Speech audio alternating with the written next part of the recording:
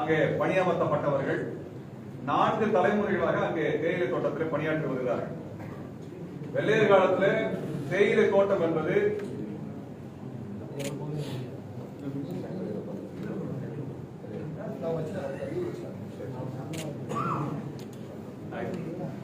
வெள்ளையர் காலத்தில் தேயிலை தோட்டங்கிறது ஒரு அரை அடிமை என்கின்ற முறையில அந்த தோட்டத்தோடு குடும்பத்தை பிணைச்சு அவர்கள் அங்கிருந்து வெளியேறாத வகையில அங்கே காலங்காலமாக தொழிலாளர்களாக வேலை செய்யக்கூடிய ஒரு அடிமை முறையை தான் அவங்க வச்சிருந்தாங்க. அந்த மாதிரியாக கொண்டு செல்லப்பட்ட குடும்பங்கள் கிட்டத்தட்ட 4 தலைமுறையாக மாஞ்சோலையில் இருக்கிறார்கள். விடுதலை அடைந்த பிறகு அந்த நிலம் ஒரு தனியார் நிறுவனத்துக்கு ஒப்படைக்கப்பட்டு பாம்பே பர்மா ட்ரேடிங் கார்பரேஷன் என்கின்ற பெயரிலே இந்தியாவினுடைய மிகப்பெரிய பணக்கார குடும்பங்களில் ஒன்றாக இருக்கக்கூடிய ரூஸ்ரி வாடியா அவர்களுடைய நிறுவனமாக மாற்றப்பட்டது. அந்த சமயத்திலும் கூட அவர்களது நிலையை மாற்றுவதற்கான எந்த முயற்சியும் மேற்கொள்ளப்படவில்லை. அவர்கள் இன்றைக்கும் அங்கே தொழிலாளர்கள் தான் வாழ்ந்திருக்கிறார்கள். அவர்களுக்கு ஒரு பயிற்சியோ மேலாண்மை பயிற்சியோ அல்லது அவர்கள் வளர்ச்சி அடைந்து அடுத்த கட்டத்தை அடைவதற்கான எந்த பயிற்சி தராதனால தான் இதை ஒரு அரை அடிமை முறை என்று சொல்லுகின்றனர். பொதுவாக நிறுவனத்துக்குள்ள போனோம்னா அவங்க குறைந்தபட்ச காலத்தில் பணி உயர்வு பெற்று மேல மேல பொறுப்புக்கு போக முடியும் அல்லது வேறொரு நிலையை அடைய முடியும். அப்படி எந்த நிலையும் இல்லாமல் காலங்காலமாக தொழிலாளர்களாக மட்டுமே வாழக்கூடிய நிலை உருவாக்குவதை தான் நாம் அடிமை முறை என்று சொல்லுகின்றோம். அப்படி கொத்தடிமை முறை என்று சொல்வதும் அதன் அடிப்படையில் வரக்கூடியதான். அப்படி வெள்ளையர் காலத்தில் உருவாக்கப்பட்ட அந்த முறை இன்றும் தொடர்வது என்பது இந்த தேசத்திற்கு அவமானதாக இருக்கிறது. அப்படிப்பட்ட நிலையில் அந்த தேயிலை தோட்டம் 99 ஆண்டுகள் ஒப்பந்தங்களை முடிந்து அது அரசின் வசம் ஒப்படைக்கப்பட இருக்கிறது. அந்த ஒப்பந்தம் என்பது வருகின்ற 2028ஆம் வருடத்திலே முடிய போகக்கூடிய சூழலில் 4 ஆண்டுகளுக்கு முன்பாகவே இப்பொழுதே அவர்களை அங்கே தேயிலை தோட்டத்திலிருந்து வெளியேற்றுகின்ற வேலையை அந்த நிறுவனம் செஞ்சு வருது. இதை உயர்நீதிமன்றம் தடுத்திருக்கிறது. அதாவது அவர்களது வீடுகளில் இருந்து வெளியேற்றுவதை கட்டாயமா வெளியேற்றுவதை தடுத்து வைத்திருக்கிறார்கள். இப்ப நம்ம என்ன கோரிக்கை வைக்கிறோம்னா அவர்களுக்கு அந்த தொழிலாளர்களுக்கு பாம்பே பர்மா ட்ரேடிங் கார்பரேஷன் எந்த விதமான நியாயமான நட்டஈட்டை வழங்கல. பொதுவாக ஒரு நிறுவனம் மூடப்படுவதனால் அந்த தொழிலாளர்களுக்கான முறையான நட்டஈடு வழங்கப்படும். ஆனால் இங்க நிறுவனத்தை மூடுகின்ற அந்த Bombay Burma trading corporation voluntary retirement லெட்டரை வாங்கிக்கிட்டு அந்த தொழிலாளர்களை வேலையை விட்டு அனுப்புகிறது. முதல்ல மூடப்படுகிற நிறுவனத்துக்கு எப்படி வாலண்டரி ரிட்டையர்மெண்ட் வருதுன்னு தெரியல. ஆனால் அந்த தொழிலாளர்களை ஏமாற்றி கையெழுத்து வாங்கி அவர்களை பாதி மிரட்டி அவர்களிடத்தில் வாலண்டரி ரிட்டையர்மெண்ட்டுக்காக அந்த ஒப்புதல் பெற்றிருக்கிறாங்க. அதை வைத்துக் கொண்டு வெளியேற்ற இது அடிப்படையில் குற்றச் செயலாக தான் பார்க்க வேண்டும். இரண்டாவது, பொதுவாக இந்த மாதிரி நிறுவனம் மூடப்படுதுன்னா அவர்களுக்கு குறைந்தபட்சம் சமீபத்தில் 2 ஆண்டுகளுக்கு முன்பு சென்னையில் இருந்த போர்டு கம்பெனி கார் கம்பெனி மூடப்பட்ட போது அவர்களுக்கு கிட்டத்தட்ட 143 நாட்கள், ஒரு வருடத்தில் 143 நாட்கள் என்கின்ற விகிதத்தில் நட்டஈடு கொடுக்கப்பட்டது. எத்தனை வருஷம் வேலை செய்யறாங்க? 10 ஆண்டுகள் வேலை செய்தால் ஒரு வருடத்துக்கு 143 நாட்கள் என்று கணக்கிட்டு 1430 நாட்கள் 20 வருடம் அதுக்கு ஏற்ற மாதிரி போட்டு அவர்களுக்கு ஒரு நட்டஈடு கொடுக்கப்பட்டது. அதனால அங்கே வேலை பார்த்த தொழிலாளர்கள் தங்களுக்கான தொழிலை அமைத்துக் கொண்டார்கள் அல்லது அவர்கள் வேற அவர்களுக்கான தேவை நிறைவேற்றாங்க. ஆனால் இந்த தொழிலாளர்களுக்கு அதிகபட்சமாக 2 லட்சம் ரூபாய் என்கின்ற விகிதத்தில் இன்னும் 4 வருஷம் சர்வீஸ் இருக்கு அவங்களுக்கு. ஆனால் அவங்களுக்கு வெறும் 2 லட்சம் விகிதம் என்கின்ற அடிப்படையில் கொடுத்து அவங்க வெளியேற்றாங்க. இது எந்த வகையிலும் நேர்மையான நட்டஈடு கிடையாது. இது அவங்களை ஏமாற்றுவதாக இருக்கிறது. அப்ப வெளிநாட்டிலிருந்து வந்த போர்டு கம்பெனி குறைந்தபட்சம் ஒரு வருடத்திற்கு 143 நாள் விகித கணக்குப்படி போடுறாங்க. ஆனால் இந்த கம்பெனி ஒரு வருஷத்துக்கு 10 நாள் 15 நாள் கணக்குப்படி போடுறாங்க. அப்ப வெளியிலிருந்து வர 144 கணக்கு என்ன, இவங்க போடக்கூடிய 14 15 நாள் கணக்கு என்ன? அப்ப எவ்வளவு தூரம் ஏமாற்றுகிறார்கள் என்பதை வெளிப்படையாக சொல்ல வேண்டிய தேவை எல்லாருக்கும் இருக்குது. இங்க கிட்டத்தட்ட 600 குடும்பங்கள் அங்க இருக்குது, 5 கிராமங்கள் அங்க இருக்கிறது. அந்த கிராமங்களிலே வாழக்கூடிய குழந்தைகளுக்கான பள்ளிக்கூடம் 5ஆவது வகுப்பு தான் இருக்கு. அதுக்கு பிறகு அவங்க கீழே படிக்க வேண்டியிருக்கு. மலையிலிருந்து கீழே அவங்க எல்லாரும் குழந்தைகளை ஹாஸ்டல்ல தங்க வச்சுதான் படிக்க வைக்கிறாங்க. ஹாஸ்டல் செலவையும் அவங்க தான் பொறுப்பேற்று இருக்கிறாங்க. இந்த நிலையில கடந்த 30 40 நாட்களாக அவங்களுக்கு வேலை தரப்படல. அதனால அவங்க கையில வருமானம் இல்லை. அவர்கள் உணவுக்கு வழி இல்லாத நிலையில் இப்போது நெருக்கடிக்கு உள்ளாக்கப்பட்டு வெளியேற்றப்படுகிறார்கள். இவ்வளவு அநியாயம் அந்த கம்பெனி செஞ்சிட்டு இருக்கு. இந்த சமயத்திலே நாங்கள் தமிழ்நாடு அரசுக்கு மாண்புமிகு முதல்வர்களுக்கு என்ன கோரிக்கை வைக்க விரும்புகிறோம் என்றால், வெறும் உழைப்பை கொடுத்து 4 தலைமுறை உழைச்ச தொழிலாளர்களுக்கான நட்டை அந்த நிறுவனத்திலிருந்து வாங்கி தருகின்ற ஒரு மாபெரும் பொறுப்பை தமிழ்நாடு அரசு நாமே கொண்டு வந்து எடுத்து செய்து தர வேண்டும். இதை நம்ம நீதிமன்றத்தின் கையிலோ வேறொரு நம்பியோ நாங்க பெறுவதை விட தமிழ்நாடு அரசு இதை பெற்றுத்தர வேண்டும். எப்படி போர்டு கம்பெனிக்கு இப்படி போன்ற ஒன்றை அழுத்தத்தை கொடுத்து போர்டு கம்பெனிகளுடைய அங்க போராட்டம் நடத்தி கொண்ட தொழிலாளர்களுக்கு ஆதரவாக அன்றைக்கு அதை பேசி வாங்கி கொடுத்தது போல நீங்க தொழிலாளர்களுக்கு பாம்பே பர்மா ட்ரேடிங் கார்பரேஷன் வந்து வாங்கி கொடுங்க. ஏன்னா பெரிய பணக்கார கம்பெனி, அது ஏழை கம்பெனியும் நட்டத்திலோ மூடப்படவில்லை. மாஞ்சோலை தேயிலை என்பது உலக புகழ் பெற்ற தேயிலை, வெறும் லாபத்தில் இயங்கிக் கொண்டிருக்கிற நிறுவனம் தான் மூடப்படுது. ஆகவே அவர்களுக்கு தர முடியும், அதை தமிழ்நாடு அரசு பெற்றுத் தரணும். இரண்டாவது, இந்த தேயிலை தோட்டத்தை தமிழ்நாடு அரசே ஏற்று நடத்த வேண்டும். ஏற்கனவே டைம் டீ நடத்திட்டு இருக்கிறாங்க, அதே போல தமிழ்நாடு அரசே ஏற்று நடத்த வேண்டும். அது கூட்டுறவா கூட நடத்தினாலும் மகிழ்ச்சியாக இருக்கும். இது மட்டும் இல்லாம 4 தலைமுறையா ஒரு அடிமைகளை போல வேலை செஞ்சிருக்கிறாங்க. அதுக்கு இதுவரைக்கும் எந்த காம்பன்சேஷன் பேக்கேஜுமே வரல. அந்த விஷயத்தை கணக்கு அது மிகப்பெரிய அநீதி. அந்த மக்களை வெள்ளக்கார காலத்தில் கட்டாயப்படுத்தி கொண்டு போயிருக்கிறான். அவங்களுக்கு வாழ்க்கையில் முன்னேறவே முடியாத அளவுக்கு தொழிலாளரவே 4 தலைமுறை வச்சு உறுதி எடுத்திருக்கிறாங்க. அப்ப அப்படிப்பட்ட மக்களுக்கு, வஞ்சிக்கப்பட்ட மக்களுக்கு ஒரு அரை ஏக்கர் 1 ஏக்கர் அளவிலே நிலத்தை சமவெளியில கொடுத்து இனி வரக்கூடிய தலைமுறைகள் வேற முன்னேற்றத்துறை நகரக்கூடிய அளவுக்கு ஒரு சமூக நீதி தீர்வை தமிழ்நாடு அரசு தர வேண்டும். ஏன்னா 600 குடும்பங்கள் தருவது என்பது சிரமமான காரியம் அல்ல. இது ஒரு வரலாற்றில் இழைக்கப்பட்ட பெரிய அநீதிங்க, மிகப்பெரிய அநீதி, வரலாற்றில் இழைக்கப்பட்ட அநீதி. அந்த அநீதிக்கான நீதியை இந்த ஆட்சியிலாவது அந்த தொழிலாளருக்கு கிடைக்க வேண்டும் என்பதை சமயத்திலே நாங்கள் கோரிக்கையாக, வேண்டுகோளாக தமிழ்நாடு அரசுக்கு வைக்க வேண்டும். மாஞ்சோலை விவகாரம் தொடர்பாக திமுக கூட்டணி கட்சியை சேர்ந்தோம் ஒரு தோழர் பேசுறது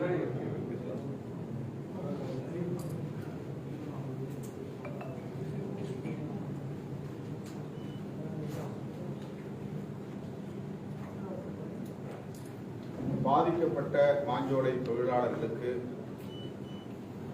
உரிய நீதி வழங்க வேண்டும், அவர்களுக்கு பாதுகாப்பை உறுதிப்படுத்த வேண்டும் என்று தமிழ்நாடு அரசை அனைவரும் சேர்ந்து வலியுறுத்தினோம். பிரிட்டிஷ் ஆட்சி காலத்திலே போடப்பட்ட ஒப்பந்த காலம் நிறைவடைந்த நிலையில் அந்த நிறுவனம் ஒப்பந்தத்தை முடித்துக் கொண்டு வெளியேறுவதில் ஆட்சேபனை இல்லை. ஆனால் அங்கே நிறுவப்பெற்ற தேயிலை தோட்டம், தேயிலை உற்பத்தி, அதற்கான கட்டமைப்பு வசதிகள் அப்படியே உள்ளன. ஆகவே அதனை இன்னொரு நிறுவனத்திடம் ஒப்படைக்கலாம், அல்லது இங்கே திருமுருகன் காந்தி அவர்கள் சொன்னதை போல தமிழ்நாடு அரசே எடுத்து தொடர்ந்து தேயிலை உற்பத்தியை நடத்த வேண்டும். இதுதான் சரியான தீர்வாக இருக்க முடியும். மாறாக அங்கே தலைமுறையாக கிட்டத்தட்ட 4 தலைமுறையாக இந்த மாஞ்சோலை தோட்டத்தை பண்படுத்தி செம்மைப்படுத்திய தொழிலாளர்களை வெறுங்கையோடு விரட்டி அடிப்பது ஏற்புடையதல்ல. இது பெரும் அநீதி, மாபெரும் சுரண்டல். ஆகவே தமிழ்நாடு அரசு உடனடியாக இதில் தீவிரமாக தலையிட வேண்டும். தொழிலாளர்களின் கோரிக்கைகளை கனிவோடு பரிசீலிக்க வேண்டும். தோழர் திருமுருகன் அவர்கள் சுட்டிக்காட்டியதைப் போல அந்த ஒப்பந்த நிறுவனத்திடம் அழுத்தம் கொடுத்து தனியார் நிறுவனங்கள் தொழிற்சாலையை அல்லது உற்பத்தியை நிறுத்துகிற போது, மூடுகிற போது தொழிலாளர்களுக்கு எத்தகைய இழப்பீட்டை வழங்கியிருக்கிறார்கள் என்பதற்கு பல முன்மாதிரிகள் உள்ளன. இதுதான் போர்டு கம்பெனியை சொன்னார். அதே போல இந்த தொழிலாளர்களுக்கும் உரிய இழப்பீட்டை பெற்றுத் தருவதற்கு இந்த பிபிடிசி என்கிற நிறுவனத்தோடு தமிழ்நாடு அரசு பேச வேண்டும், வலியுறுத்த வேண்டும், அதை பெற்றுத் தருவதற்குரிய நடவடிக்கைகளை மேற்கொள்ள வேண்டும். டான்டி மூலமாக இந்த மாஞ்சோலை தோட்டத்தை கையகப்படுத்தி தொடர்ந்து இந்த தொழிலாளர்கள் பணியாற்றுவதற்கு அங்கேயே தங்கியிருந்து பணியாற்றுவதற்குரிய வழிவகையை உருவாக்க வேண்டும். அவ்வளவு பெரிய எஸ்டாப்ளிஷ்மெண்ட், 8000 ஏக்கருக்கு மேலான பரப்பு, உலக புகழ்பெற்ற தேயிலை உற்பத்தி, அதில் இந்த மக்கள் சிந்திய வேர்வை, இந்த மக்கள் சிந்திய ரத்தம் இன்னும் காயாமல் உள்ளது. ஆகவே அந்த உழைப்பால் உருவாகி இருக்கக்கூடிய தேயிலை தோட்டத்தை பாழ்படுத்தாமல் அதை தொடர்ந்து நிர்வாகத்தை கையில் எடுத்து தமிழ்நாடு அரசு நடத்த வேண்டும் என்பதை வலியுறுத்துவோம். இது மிக முக்கியமான கோரிக்கை, இன்னும் சொல்ல போனால் முதன்மையான கோரிக்கை. பிபிடிசியுடன் பேச்சுவார்த்தை நடத்துகிற போது மணி பேக்கேஜ் நிதி, இழப்பீட்டு நிதி என்று மட்டுமில்லாமல் அவர்களுக்கு வாழ்வாதாரத்தை உறுதிப்படுத்துவதற்கு சமவெளி பகுதியில் தலா 1/2 ஏக்கர் நிலம் அவர்கள் வீடு கட்டிக் கொள்வதற்கும் விவசாயம் செய்வதற்கும் ஏற்ற வகையில் பேச்சுவார்த்தை மூலம் பெற்றுத்தர வேண்டும் என்று வலியுறுத்துகிறோம். இந்த கோரிக்கைகள் பாதிக்கப்பட்ட தொழிலாளர்களின் நலன்களில் இருந்து முன்வைக்கப்படுகிறது.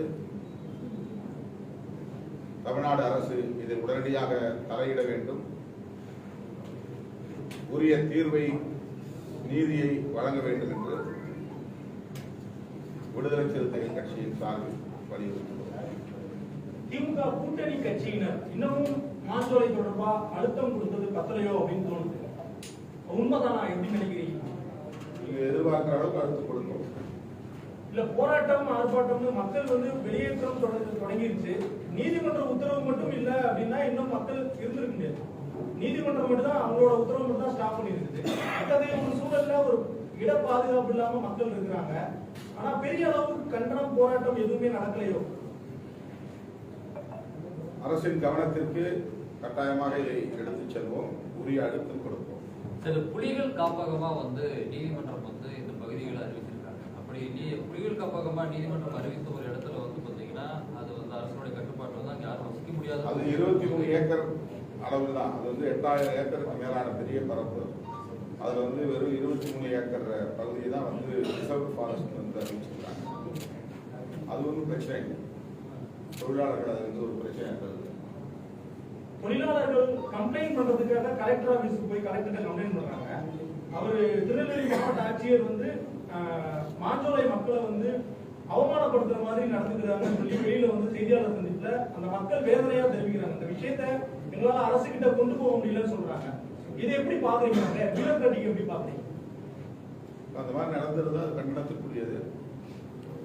யார் பாதிக்கப்பட்டார்களோ அவர்கள் அதை புகார் நிர்வாகத்தில் தான் நாம் உயர் அதிகாரிகளின் கவனத்திற்கு அல்லது முதலமைச்சரின் கவனத்திற்கு எடுத்து அரசு இது சம்பந்தமா இது வரைக்கும் பல டைம் சொந்தமா விவகாரம் நாட்கள் ஆயிடுச்சு. ஆனா அரசு தரப்பு இதுல சொந்தமா எதுவுமே சொல்ல முடியாது. அதனாலதான் இந்த பிரஸ் மீட் போடுறோம்.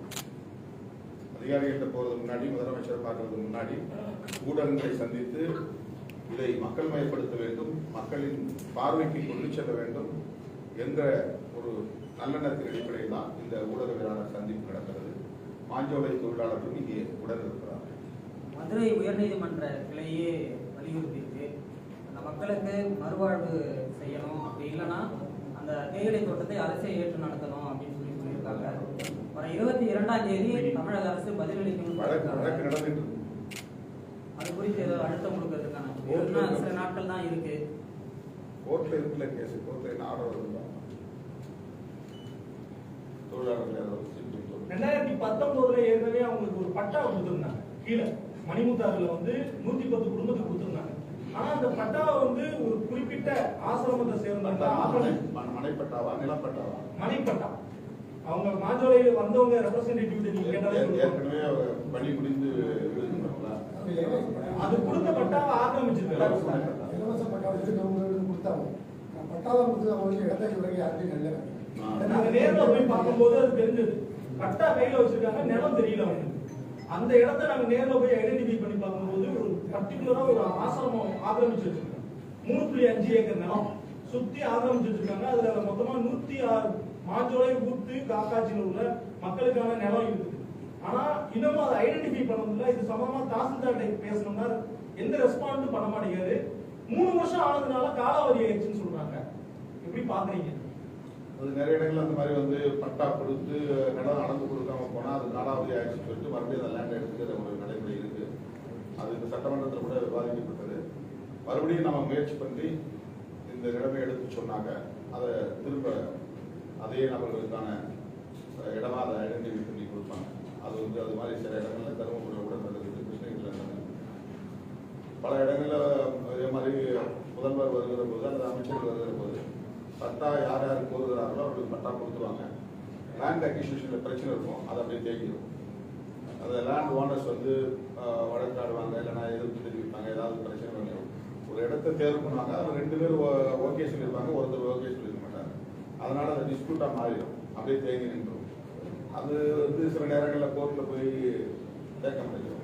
இப்படி சில பிரச்சனைகள் தமிழ்நாடு முழுக்க இருக்கு. கிட்டத்தட்ட 20,000க்கும் மேற்பட்ட வழக்குகள் மனைப்பட்டாவுக்கு என்று கையகப்படுத்தப்பட்ட நிலங்கள் அளந்து விடப்படாமலும் அல்லது அளந்து விட்டாலும் குடியேற முடியாமலும் கையகப்படுத்தினாலும் அது அரசாங்கம் எடுக்க முடியாமலும் இப்படி பல சிக்கல்கள் தமிழ்நாடு முழுக்க இருக்கிறது.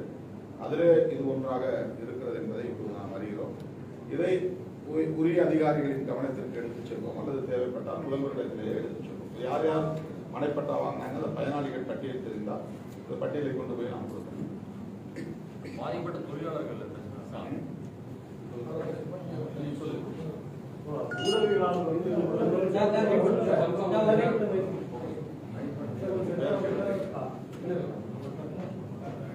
இப்போ ஊடகவியலாளர் வந்து தொழிலாளர்கள் சார்பாக பத்திரிகைகளில் அமலப்படுத்த வேண்டிய ஒரு மோசடி கூட இருக்கு.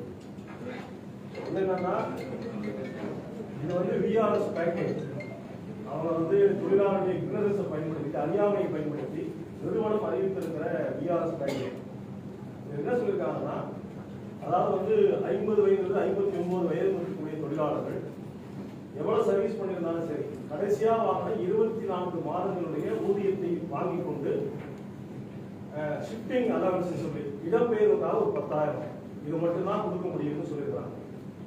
50 வயதுக்கு உட்பட்ட தொழிலாளர்களுக்கு கடைசியாக வாங்கின 18 மாத சம்பளம் மட்டும் வாங்கிட்டு ஒரு 10,000 ரூபாய் கூடுதலாக கொடுத்து நீங்க இருந்து வெளியே போகணும்னு சொல்லி கையெழுத்து வாங்கிக்கிறாங்க.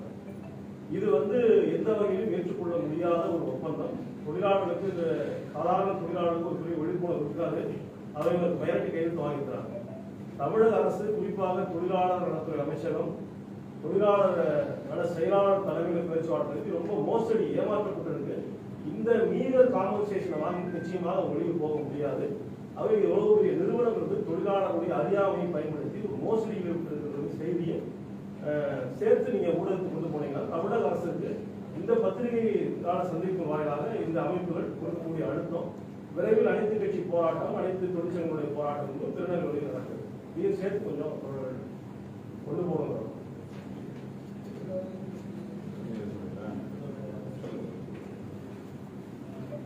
ஊடக நண்பர்களுக்கு என்னுடைய வணக்கங்கள். மாஞ்சோலை தோட்ட தொழிலாளர்கள் நீங்க மேல போய் பார்த்தீங்கன்னா அந்த பகுதி சாலையிலே இல்லாத ஒரு பகுதியா இருக்குது. மக்கள் வந்து ஒரு நாளைக்கு ஒரு தடவை தான் போயிட்டு வரலாம். பெண்கள் மாசத்துக்கு ஒரு முறையோ இல்லை வருடத்துக்கு ஒரு முறையோ வெளியே போற ஒரு சூழல் தான் இருக்குது. இத நம்ம மனசு வந்து இதுக்கு முன்னாடி அரசின் பார்வைக்கு இது போனதோ போகலையோ பல்வேறு காரணங்கள் இருந்திருக்கலாம். ஆனா இன்னைக்கு இதை அரசோட கவனத்துக்கும் மக்களோட பார்வைக்கும் நமக்கு கொண்டு போக ஒரு தேவை ஒன்று இருக்கு. அதனாலதான் தோழர் திருமுருகன் காந்தி அவர்களை நான் நேரடியாகவே அந்த பகுதிக்கு அழைச்சிட்டு போனேன். அந்த மக்கள் அழுகாத ஒரு நபர் கூட இல்லை. ஆண்களும் கண்ணீர் சிந்துற ஒரு நிலைமை தமிழகத்தில் வந்திருக்குது. அப்போ இதில் வந்து நம்ம அரசியலாக இதை பார்க்காம ஒரு மக்களோட வாழ்வாதார பிரச்சனை நினைச்சு ஊடக நண்பர்கள் எல்லாம் நீங்களும் உங்களோட பங்குக்கு இது தமிழக அரசோட பார்வைக்கு கொண்டு போகணும்னு சொல்லி அந்த ஏழை மக்களின் சார்பாக உங்களோட கேட்டுக்கொள்கிறேன்.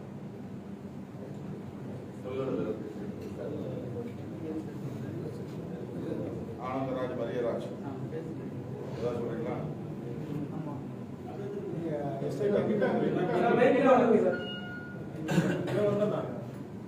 அரசு எடுத்து நடத்தணும். அரசு எடுத்து நடத்தணும், அதான் முக்கியமான கோரிக்கை. அடுத்து இந்த நஷ்டஈடு கொடுத்துருக்கிறது வந்து வெறும் 15 நாள் 20 நாளைக்கு தான் கொடுத்துருக்காங்க வருஷத்துக்கு. அது 150 நாள் 200 நாள் எங்களுக்கு உயர்த்தி கொடுக்கணும்.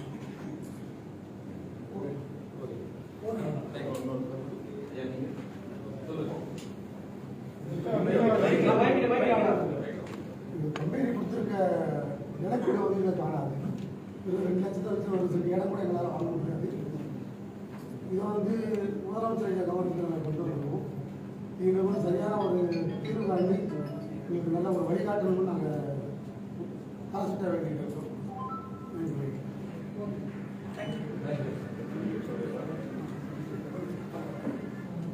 அதாவது தொழிலாளர் நிறுவனம் என்று வருகிற பொழுது தொழிலாளர் நல சட்டப்படி அரசு பேச்சுவார்த்தை நடத்த வேண்டிய தேவையும் இருக்கிறது. எனவே முத்தரப்பு பேச்சு தான் என்கிற அடிப்படையில் தான் இருக்கணும். இருதரப்பு பேச்சால் இருப்பது என்பது ஏற்றுக்கொள்ள முடியாதது. எனவே ஒரு நிறுவனம் தொழிலாளர் என்று வருகிற போது தொழிலாளர் சட்டம் இருக்கிறது, தமிழ்நாடு அரசு இருக்குது. எனவே அரசு தலையிட வேண்டும். முத்தரப்பு பேச்சுவார்த்தையாக மாறினாதான் தீர்வு கிடைக்கும் என்பதை சொல்லிக் கொள்ள வேண்டும்.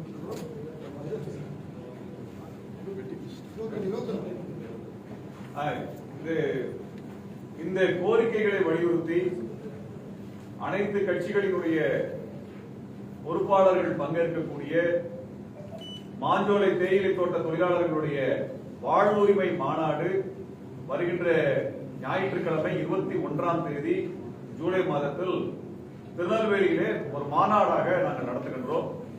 அனைத்து கட்சியினுடைய பொறுப்பாளர்கள் பங்கெடுக்கிறாங்க. இது மக்களுடைய கவனத்திற்கு மட்டுமல்ல, அரசின் கவனத்திற்கு செல்ல வேண்டும் என்பதற்காக இந்த மாநாடு ஒருங்கிணைக்கப்பட்டிருக்கிறது. மேற்பங்காளி இயக்கம் இதை ஒருங்கிணைக்கிறது. அனைத்து கட்சியினுடைய ஜனநாயக அமைப்புகளினுடைய பொறுப்பாளர்கள் இந்த ஜூலை 21ஆம் தேதி மாநாட்டிலே பங்கேற்கிறார்கள். இந்த மாநாட்டிற்கும் நீங்கள் ஆதரவு தெரிவித்து அதன் மூலமாக 4 தலைமுறையாக வெள்ளையர் காலத்திலிருந்து சுரண்டப்பட்ட ஒரு மக்களுக்கான நீதி கிடைப்பதிலே நாம் அனைவரும் ஒன்றாக கைகோர்த்து நிற்க வேண்டும் என்பதை சமயத்திலே நாங்கள் வேண்டுகோளாக முன்வைக்கிறோம்.